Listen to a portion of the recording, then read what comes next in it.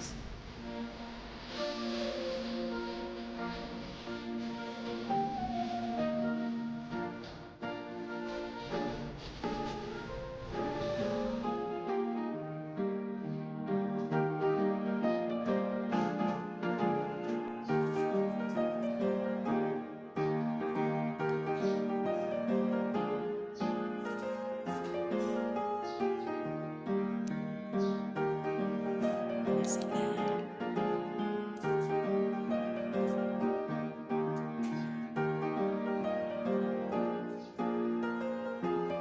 Yan na yung bangus.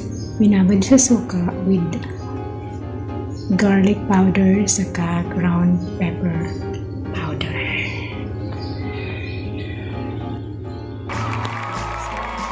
So that's all for now. Thank you so much for watching. Once again, this is Love Lines. Have a good day and God bless.